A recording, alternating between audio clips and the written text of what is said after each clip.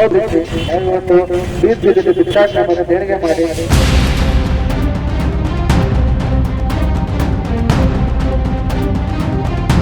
ಮಂಡ್ಯ ಜಿಲ್ಲೆಯ ಕೆಆರ್ಪೇಟೆಯಲ್ಲಿ ಸರ್ಕಾರಿ ಶಾಲೆಯ ನಿರ್ವಹಣೆಗೆ ಪೋಷಕರಿಂದ ಹಣ ಸಂಗ್ರಹ ಮಾಡಲಾಗುತ್ತಿದೆ ಎಂಬ ಆರೋಪದ ಹಿನ್ನೆಲೆ ವಿವಾದ ಭುಗಿಲೆದ್ದಿದೆ. ಈ ಹಣ ಸಂಗ್ರಹವನ್ನು ವಿರೋಧಿಸಿ ವಿವಿಧ ಸಂಘಟನೆಗಳು ಭಿಕ್ಷಾಟನೆ ನಡೆಸಿದರೆ, ಮತ್ತೊಂದೆಡೆ ಪೋಷಕರು ಪ್ರತಿಭಟನಾಕಾರರ ವಿರುದ್ಧವೇ ಆಕ್ರೋಶ ವ್ಯಕ್ತಪಡಿಸಿದ ಘಟನೆ ನಡೆದಿದೆ. ಪೇರೆಂಟ್ಸ್ ಆಗಿ ನಾವು ಸಾಲ್ವ್ ಮಾಡ್ಕೋಬೇಕು ಅಂತ ನಮ್ಮ ಮಕ್ಕಳ ಬೇರೆಯವರ ಹತ್ರ ನಾವು ಭಿಕ್ಷೆ ಮಾಡ್ತೀವಿ ಅನ್ನುವಂಥದ್ದೆಲ್ಲ ಆಗೋದಿಲ್ಲ ಸರ್. ಅದು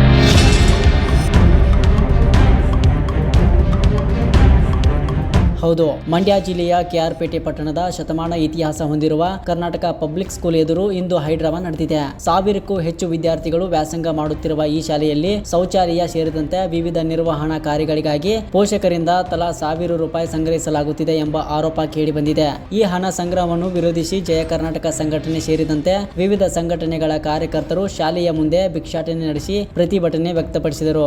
ಈ ಹಣ ಸಂಗ್ರಹವನ್ನು ವಿರೋಧಿಸಿ ಜಯ ಕರ್ನಾಟಕ ಸಂಘಟನೆ ಸೇರಿದಂತೆ ವಿವಿಧ ಸಂಘಟನೆ ಕಾರ್ಯಕರ್ತರು ಶಾಲೆಯ ಮುಂದೆ ಭಿಕ್ಷಾಟನೆ ನಡೆಸಿ ಪ್ರತಿಭಟನೆ ವ್ಯಕ್ತಪಡಿಸಿದರು. ಮಕ್ಕಳಿಗೋಸ್ಕರ ಪೋಷಕರೇ ಶಾಲಾ ಅಭಿವೃದ್ಧಿಗೆ, ಮಕ್ಕಳ ಶೈಕ್ಷಣಿಕ ಅಭಿವೃದ್ಧಿಗೆ ತಾವೇ ವಂತಿಗೆಯನ್ನು ನಾವೇ ನೀಡ್ತೀವಿ ಅಂತ ಹೇಳಿದ್ರು.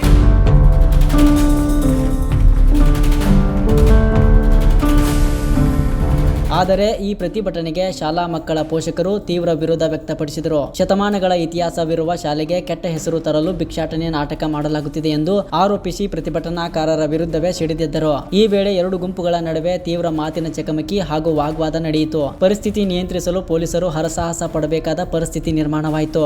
ಒಟ್ಟಿನಲ್ಲಿ ಶಾಲಾ ನಿರ್ವಹಣೆಗೆ ಹಣ ಸಂಗ್ರಹ ವಿಚಾರ ಕೆಆರ್ಪೇಟೆಯಲ್ಲಿ ವಿವಾದದ ರೂಪ ಪಡೆದಿದ್ದು, ಪೋಷಕರು ಮತ್ತು ಸಂಘಟನೆಗಳ ನಡುವಿನ ಭಿನ್ನಾಭಿಪ್ರಾಯ ಸಾರ್ವಜನಿಕ ಚರ್ಚೆಗೆ ಕಾರಣವಾಗಿದೆ. ಮತ್ತು ಪ್ರಗತಿಪರ ಸಂಘಟನೆಗಳು ಸರ್ಕಾರಿ ಶಾಲೆ ಉಳಿಸಿ ಅಭಿಯಾನ ಮತ್ತೆ ನಮ್ಮ ಪೋಷಕರ ಹತ್ರ ಇವರು ಏನ್ ದೇಣಿಗೆ ವಸೂಲಿ ಮಾಡಕ್ಕೆ ಅಂತ ಏನೋ ತೀರ್ಮಾನ ಮಾಡಿದ್ದಾರೆ ಈ ಟೀಮ್ ಸದಸ್ಯರುಗಳು, ಅದನ್ನ ವಿರೋಧಿಸಿ ನಾವು ಇವತ್ತು ಬೀದ್ ಭಿಕ್ಷಾಟನೆ ಮತ್ತೆ ದೇಣಿಗೆ ಮಾಡಿ ಸರ್ಕಾರಿ ಶಾಲೆ ಸ್ವಚ್ಛತೆ ಮತ್ತೆ ಉದ್ಯೋಗಗೊಳಿಸೋಕೆ ಇವತ್ತು ನಾವು ಹಣ ಸಂಗ್ರಹ ಮಾಡಕ್ಕೆ ಈ ಕಾರ್ಯಕ್ರಮವನ್ನು ಇವತ್ತು ಚಾಲನೆ ಮಾಡ್ತಾ ಇದ್ದೀವಿ. ಸರಿ ಕೇಳಿದಾಗ ಇವರು ಯಾವುದೇ ರೀತಿ ಪ್ರತಿಕ್ರಿಯೆ ಕೊಡ್ಲಿಲ್ಲ. ಅದಾದ್ಮೇಲೆ ಕೆಲವೊಂದು ದಿನಗಳ ನಂತರ ಮತ್ತೆ ಒಂದು ಹೋರಾಟದ ಒಂದು ಶಕ್ತಿ ಬಂತು. ಇದು ನಾಗರಿಕತೆಯಲ್ಲೂ ಜನಕ್ಕೂ ಗೊತ್ತಾಗ್ಬೇಕು, ಅರಿವು ಮೂಡಿಸ್ಬೇಕು. ಯಾಕೆ ಅಂತಂದ್ರೆ ನಾವು ಅವತ್ತು ಮಾಡಿರುವಂತ ಹೋರಾಟದಲ್ಲಿ ಇವರು ತಗೊಳ್ತಿದ್ದಂತ 500 ರೂಪಾಯಿ ದುಡ್ಡನ್ನ ಕಮ್ಮಿ ಮಾಡಿ ಪಾವತಿ ಮಾಡಿ ಇವತ್ತು ನಾವು ಮತ್ತೆ ಹೋರಾಟಕ್ಕೆ ಇಳಿದಾಗ 100 ರೂಪಾಯಿ ನಿಗದಿ ಮಾಡಿದ್ದಾರೆ. ನಮ್ಮ ಹೋರಾಟದ ಸಿದ್ಧಾಂತ ಏನಪ್ಪಾ ಅಂತಂದ್ರೆ ಈ 100 ರೂಪಾಯಿನೂ ಸರ್ಕಾರಿ ಶಾಲೆಗೆ ನೀವು ಯಾಕೆ ತಗೊಳ್ತೀರಿ ಅಂತ ಹೇಳಿ ನಾವು ಪೋಷಕರು ಬಡವರು ಮಕ್ಕಳು ಅವ್ರ ಹತ್ರ ತಗೋಬಿಡಿ, ಸರ್ಕಾರದಿಂದ ಏನ್ ಅನುದಾನ ಬರುತ್ತೆ ಅದು ತಗೊಳ್ಳಿ ಅಂತ ಹೇಳಿದಾಗ ಇವತ್ತು ಈ ಮಟ್ಟಕ್ಕೆ ಇವತ್ತು ನಾವು ಹೋರಾಟಕ್ಕೆ ಇಳಿದಿರಂತ ರೂಪರೇಷೆಗಳು. ನಮ್ಮ ಹೋರಾಟ ಇವತ್ತಿನ ಹೋರಾಟ ಏನಪ್ಪಾ ಅಂತಂದ್ರೆ ಈ 100,000 ನೀವು ನಿಗದಿ ಮಾಡಿರುವಂತ ದುಡ್ಡ ತಗೋಬೇಡಿ ಅಂತ ಹೇಳಿ ನಾವು ಹೋರಾಟನ ಹಮ್ಮಿಕೊಂಡಿರೋದು. ಹಾಗಾಗಿ ಮತ್ತೆ ಮಕ್ಕಳು ಯೂನಿಫಾರ್ಮ್ ಅಷ್ಟು ಕೊಡಿ ಇಷ್ಟು ಕೊಡಿ ಅಂತ ಹೇಳಿ ದುಡ್ಡು ಕಿತ್ಕೊಂಡಲ್ಲಿ ಒಳಗಡೆ ವಿದ್ಯಾಭ್ಯಾಸ ಏನು ಇಲ್ಲ. ಅಲ್ಲಿ ಪುಟ್ಟು ಬದನೆಕಾಯಲ್ಲಿ ಅದ್ರೊಳಗಡೆ ಏನೂ ಇರೋದಿಲ್ಲ ಅಲ್ಲಿ. ಹಂಗಾಗಿ ಸುಮ್ಮನೆ ಮಕ್ಕಳ ಹತ್ರ ಪೋಷಕರ ಹತ್ರ ದುಡ್ಡು ಕಿತ್ಕೊಂಡು ದೌರ್ಜನ್ಯ ಮಾಡ್ತಕ್ಕಂಥದ್ದನ್ನ ನಾವು ಈ ದೇಶದಲ್ಲಿ ಈ ರಾಜ್ಯದಲ್ಲಿ ನಾವು ನೋಡ್ತಾ ಇದೀವಿ. ಇನ್ನು ಮುಂದೆ ಜನಗಳು ಏನು ನಾವು ರಾಜಕಾರಣಿಗಳನ್ನ ನಾವು ಆಯ್ಕೆ ಮಾಡ್ತೀವಿ ಅವರು ದಿಕ್ಕಿಸುವಂತ ಕೆಲಸವನ್ನ ಮಾಡಬಾರ್ದು. ಇವತ್ತು ನಮ್ಮ ಹೋರಾಟದ ಸಿದ್ಧಾಂತ ಏನು ಅಂದ್ರೆ ನೀವು ಏನು ಈ ಗೌರ್ಮೆಂಟ್ ಶಾಲೆಯಲ್ಲಿ ಯಾತಕ್ಕೆ ತಗೋತಾ ಇದ್ದೀರಿ ಶುಲ್ಕ ಅಂತ ಹೇಳಿ ಎಲ್ಲ ನಮ್ಮ ಕನ್ನಡ ಪರ ಸಂಘಟನೆಯವರು ಎಲ್ಲರೂ ಕೇಳಿದಂತ ಸಂದರ್ಭದಲ್ಲಿ ಅವರು ಏನು ಉತ್ತರ ಇದು ನಾವು ತಗೊಳ್ಳದೆ ಸರಿ ಅಂತ ಹೇಳಿ ಅವರು ಸರಿ ಅಂತ ಹೇಳಿ ಅವರು ನಿರ್ಧಾರ ಮಾಡೋದಾದ್ರೆ ನಾವು ಸರಿ ಇಲ್ಲ ಅಂತ ಹೇಳಿ ನಾವು ಹೋರಾಟ ಮಾಡ್ತಾ ಇದೀವಿ.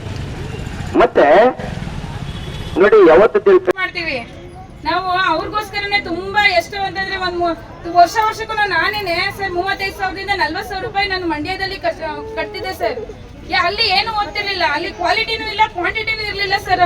ನನ್ನ ಮಗನಲ್ಲಿ ತುಂಬಾ ಬೇಜಾರಾಗೋದು. ನಾನು ಓದಾಗ ಪ್ರತಿ ಸಾರಿ ಏನಪ್ಪ ಏನ್ ಓದ್ತಾ ಇದೀಯ ಅಂತ ಕೇಳಿದ್ರೆ ಅಮ್ಮ ನಾನು ಓದ್ತಾ ಇದ್ದೀನಿ ಅನ್ನೋನು ಏನೊಂದು ಒಂದ್ ಅಕ್ಷರನೂ ಬರ್ತಿರ್ಲಿಲ್ಲ ಸರ್. 1 ವೀಕ್ ಆಯ್ತು ನನ್ನ ಮಗ ಇಲ್ಲಿ ಅಡ್ಮಿಷನ್ ಮಾಡ್ಸಿದ್ದೀನಿ, ಆದ್ರೂ ಕೂಡ 1 ವೀಕ್ ತುಂಬಾ ಬದಲಾವಣೆಗಳು ಕಾಣಿಸ್ತಾ ಇದೆ ಸರ್. ತುಂಬಾ ಅಂತಂದ್ರೆ ನನ್ಗೆ ನಿಜವಾಗ್ಲೂ ಖುಷಿ ಆಗ್ತಿದೆ. ಇಲ್ಲಿ BO ಆಫೀಸ್ ಇದೆ, ಸೊ ಹಾಗಾಗಿ ಕ್ವಾಲಿಟಿನೂ ಇದೆ ಕ್ವಾಂಟಿಟಿನೂ ಇದೆ. ಮತ್ತೆ ಟೀಚ್ ಆಗಿದ್ದಾರೆ ಸರ್. 5,000 ಬೇಕಾದ್ರೆ ಇಲ್ಲಿ ಮಹಾ ಇಲ್ಲಿ ಸೌಲಭ್ಯಗಳು ಇಲ್ಲ.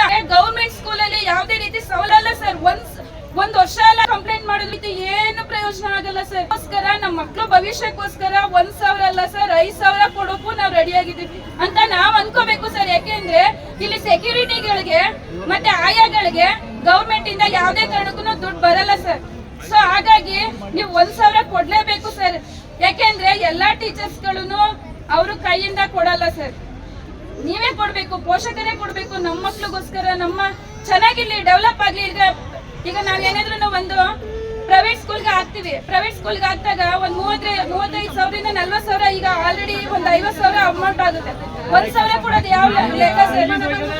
ಆರಾಮಾಗಿ ಕೊಡ್ಬೋದು ಸರ್. ಆದ್ರೂ ಇಲ್ಲಿ ಸೌಲಭ್ಯಗಳು ಚೆನ್ನಾಗಿದೆ ಸರ್, ಟೀಚಿಂಗು ಚೆನ್ನಾಗಿದೆ. ಸೊ ನೀವು ಕೊಡಿ, ಏನು ಇಲ್ಲ ಸರ್. ಮತ್ತೆ ಅವರು ಭಿಕ್ಷಾಟನೆ ಮಾಡಿ ಯಾಕೆ ಸರ್? ಅದು ತಪ್ಪು ಸರ್, ಯಾವುದೇ ರೀತಿ ತಪ್ಪು ಸರ್. ಅದಕ್ಕೋಸ್ಕರ ಇಲ್ಲಿ ನಮ್ಮ ಮಕ್ಳಿಗೋಸ್ಕರ ನಾವೇ ಕಟ್ತೀವಿ. ಸೊ ಅವರು ಭಿಕ್ಷಾಟನೆ ಮಾಡೋ ಅವಶ್ಯಕತೆ ಇಲ್ಲ ಸರ್. ಪೇರೆಂಟ್ಸ್ ಆಗಿ ನಾವು ಸಾಲ್ವ್ ಮಾಡ್ಕೋಬೇಕು ಅಂತ ನಮ್ಮ ಮಕ್ಕಳು ಬೇರೆಯವ್ರ ಹತ್ರ ನಾವು ಭಿಕ್ಷೆ ಎತ್ತಿ ಮಾಡ್ತೀವಿ ಅನ್ನುವಂಥದ್ದೆಲ್ಲ ಆಗೋದಿಲ್ಲ ಸರ್. ಅದು ಯಾಕಂದ್ರೆ ನಮಗೂ ಸ್ವಾಭಿಮಾನ ಇರೋದ್ರಿಂದ ಅವ್ರ ಹತ್ರ ಭಿಕ್ಷೆ ಎತ್ತಿಸ್ಕೊಳ್ಳೋ ಅವಶ್ಯಕತೆ ನಮಗಿಲ್ಲ ಸರ್. ಅದು ಇವಾಗ ಭಿಕ್ಷೆ ಎತ್ತಿ ಅವ್ರು ಕೊಡ್ತೀನಿ ಅಂದ್ರೆ ಎಷ್ಟು ಲಕ್ಷ ಕೊಡಕೈತೆ ಸರ್, ಎಷ್ಟು 1,000 ಕೊಡಕೈತೆ ಸರ್ ಅವ್ರ ಹೊತ್ತಿ. ಇವಾಗ ಒಂದ್ ಸರಿ ಕೊಡ್ತಾರೆ ಅವರು, ವರ್ಷ ಎತ್ತಿ ಕೊಡಕೈತದ. ಈಗ ವಾಶ್ರೂಮ್ ಅಲ್ಲಿ ನಲ್ಲಿ ಇಲ್ಲ, ನಲ್ಲಿ ಸಮಸ್ಯೆ ಅಂತ ಕೇಳಿದ್ರು ಮಕ್ಳುಗಳು. ಈಗ ಪ್ರತಿದಿನ ನಾವೇ ವಾಶ್ರೂಮ್ಗೆ ಮನೆಯಲ್ಲಿ ವಾಶ್ರೂಮ್ ಅಂತ ಹೋದ್ರೆ 3-4 ಜನ ಅದೇ ಅದ್ಗೆಟ್ ಹೋಗಿರ್ತದೆ. ಇಲ್ಲಿ 600-700 ಮಕ್ಳು ಶೌಚಾಲಯ ಕ್ಲೀನ್ ಆಗಿರ್ಬೇಕು ಅಂತಂದ್ರೆ ಅದು ಅಸಾಧ್ಯ ಸರ್. ದಿನಕ್ಕೂ ಒಂದ್ಸರಿ ತೊಳಿಬಹುದು ಯಾವ್ದೇ ಕೆಲಸದಾದ್ರೂ ಕೂಡ. ಈಗ ಅವ್ರಿಗೆ ಸಂಬಳ ಕೊಡ್ತೀನಿ ಅಂದ್ರೆ ಇವ್ರು ಒಂದ್ಸರಿ ಭಿಕ್ಷೆ ಎತ್ತಿ ಕೊಟ್ಬಿಟ್ಟು ಅದು ಆಗೋಯ್ತದ ಸರ್. ಹಂಗಾರೆ ಮುಂದಿನ ವರ್ಷಕ್ಕೆ ಹಂಗಾರೆ ಇವ್ರು ಬಂದು ಎತ್ತಿ ಕೊಡ್ತಾರ? ವರ್ಷ ಎತ್ತಿ ಅವ್ರು ಕೊಡಕ್ ಆಯ್ತದ ಸರ್? ಅವರು ಆಗೋದಿಲ್ಲ. ಹಂಗಾಗಿ ನಮ್ಮ ಮಕ್ಳುಗಳು ನಾವು ನೀಟ್ ಮಾಡ್ಕೊಳ್ಳೇಬೇಕು. ನಾವು ಶೌಚಾಲಯಕ್ಕೆಲ್ಲ ನಾವೇ ಅಮೌಂಟ್ ದಾನ ಮಾಡ್ಕೊಂಡು ನಾವೇ ನಮ್ಮ ಮಕ್ಳುಗಳನ್ನ ಮುಂದಕ್ಕೆ ಬೆಳೆಸ್ಕೊಂಡು ಹೋಗ್ಬೇಕು ಸರ್. ನಾವಿಲ್ಲಿ ಅವ್ರು ಎಷ್ಟು ವರ್ಷ ಕೊಡಕಾಯ್ತದೆ ಸರ್? ಅವರು ಈಗ ಕೇರ್ ಪಡಿಲಿ ಹಂಗಾದ್ರೆ ಕೈ ಕಾಲಿಲ್ದನಿರೋರು ಎಷ್ಟು ಜನ ಇಲ್ಲ ಸರ್? ಅವ್ರಿಗೆ ದಾನ ಮಾಡ್ಲಿ ಸರ್ ಅವ್ರು ಭಿಕ್ಷೆ ಎತ್ಬಿಟ್ಟು. ನಾವು ಪದೇ ಬರಕ್ಕಾಗೋದಿಲ್ಲ ಸರ್. ನಾವಿಲ್ಲಿ ಎಷ್ಟೋ ಹೆಣ್ಮಕ್ಳುಗಳು ಗಾರ್ಮೆಂಟ್ಸ್ ಹೋಯ್ತಾ ಕೂತಿದೀವಿ. ನಮ್ಮ ಒಪಿನಿಯನ್ ಅಂತ ನಾವ್ ಹೆಂಗ ಮುಂದೆ ಹೋಗ್ಬೇಕು ಅನ್ನೋಂಥದ್ಕೆ ನಾವು ಮಕ್ಳುಗಳನ್ನ ಇಲ್ಲಿ ಸರ್ಕಾರಿ ಶಾಲೆಗೆ ನಾವು ಆಯ್ಕೊಂಡಿದೀವಿ. ಇದನ್ನ ಕೇಳಕ್ ಅವ್ರು ಯಾರು ಸರ್? ಅವರು ಶಾಲಾಭಿವೃದ್ಧಿಗೆ ತಾವೇ ವಂತಿಕೆಯನ್ನ ನೀಡ್ತೀವಿ ಅಂತ ಎಲ್ಲಾ ಪೋಷಕರ ಸಭೆಯಲ್ಲಿ ಅವರೇ ಮಾತಾಡಿ ಅವರೇ ನಿರ್ಣಯ ತಗೊಂಡು ಯಾವ STMC ಇಂದ ಕಡೆಯಿಂದನೂ ಬರೀ STMC ಸದಸ್ಯರುಗಳು ಸೇರಿದರೆ ಆಡಳಿತ ಮಂಡಳಿ, ಯಾವ ಆಡಳಿತ ಮಂಡಳಿನೂ ಇಲ್ಲ ಇಲ್ಲಿ.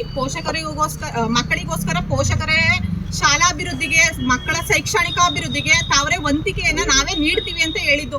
ಇವರು ಬೀದಿಲಿ ನಾನು ಭಿಕ್ಷೆ ಬೇಡ್ತೀವಿ, KPS ಶಾಲೆಗೆ ಭಿಕ್ಷೆ ಬೇಡ್ತೇವೆ ಅಂದ್ರೆ ಸರ್ಕಾರಿ ಶಾಲೆಗೆ ಸರ್ಕಾರಕ್ಕೆ ಭಿಕ್ಷೆ ಬೇಡಂತವ್ರು ಇವ್ರು ಯಾರು? ಇವರು ಅವರು ವಿರುದ್ಧವಾಗಿ ಕ್ರಮನ ಕೈಗೊಳ್ಬೇಕು. ಯಾಕಂದ್ರೆ ಸರ್ಕಾರಕ್ಕೆ ಅವಮಾನ ಇದು. ಸರ್ಕಾರಿ ಶಾಲೆಗೆ ಭಿಕ್ಷೆ ಬೇಡ್ತಾ ಇದೀವಿ ಅಂದ್ರೆ ಸರ್ಕಾರಕ್ಕೆ ಅವಮಾನ ಇದು.